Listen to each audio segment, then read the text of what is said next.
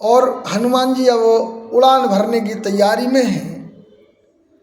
सिंधु तीर एक भूधर सुंदर, एक छोटा सा पहाड़ था, बड़ा सुंदर था। हनुमान जी उस पर चढ़ गए और बार बार रघुवीर सवारी। आज हनुमान जी राम जी को याद नहीं कर रहे हैं, आज राघव को याद नहीं कर रहे हैं, आज रघुवीर को याद कर रहे हैं, क्योंकि वीरता का कार्य करना है ना। सारे बानरों ने जय जयकार की, भगवान रामचंद्र जी की जय जयकार हुई और हनुमान जी ने सागर में छलांग लगा दी। जिम अमोघ रघुपत करवाना, यही भांज चलो हनुमाना। जैसे भगवान राम का अमोघ बाण चलता है, वैसे ही हनुमान जी ने अपनी यात्रा प्रारंभ कर दी।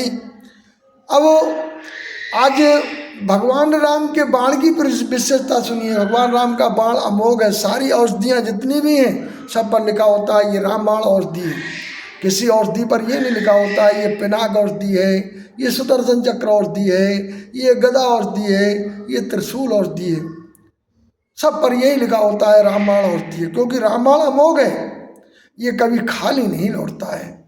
हनुमान जी ने छलांग लगा दी और जैसे ही भक्ति देवी के मार्ग में चले तो हनुमान जी के मार्ग में 3 प्रकार की बाधा आई। देवलोक की सात्विक बाधा, भूलोक की राजसिक बाधा और पाताल लोक की तामसिक बाधा। एक मैनाक नाम का पहाड़ ये समुद्र में रहता था, तो समुद्र ने कहा मैनाक तुम्हारा भतीजा जा रहा है, इसको जरा थोड़ा विश्राम करा दो। मैनाक निकल के आया,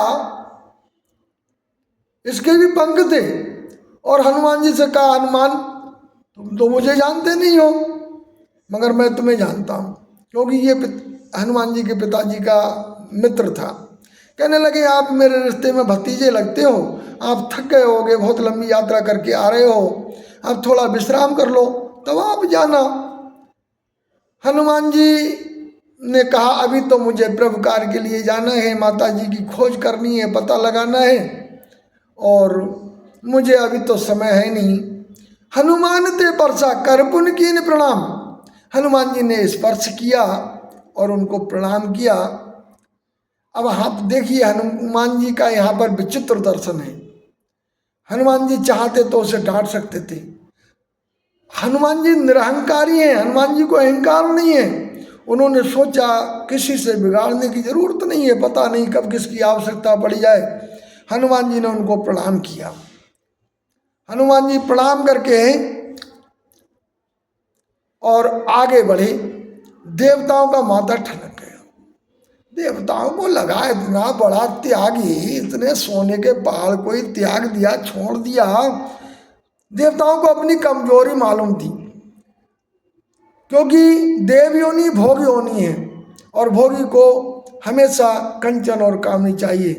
देवताओं को पता है जो भी रावण के दरबार में गया बंदी बनकर रह गया। रावण क्या जो भी देवता जाता था उसको एक सुंदर सा महल देता था, एक सुंदर सी स्त्री देता था। और इसलिए रावण कहता है दिग्पालन ते नीर बराबर, मेरे यहाँ तो सूर्य और चंद्रमा झाड़ू लगाया करते हैं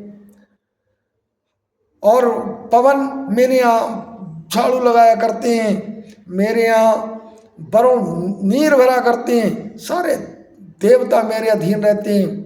भोगी हमेशा बुराई के अधीन हो जाता है। आप ये मान के चलिए कि आप जब किसी अच्छे कार्य को करने के लिए चलेंगे, भक्ति के मार्ग में चलेंगे, तो आपके सामने कितनी कितनी बाधाएं आएंगी। कभी कभी अच्छे लोग भी, सज्जन लोग भी बाधक बन के खड़े हो जाते हैं।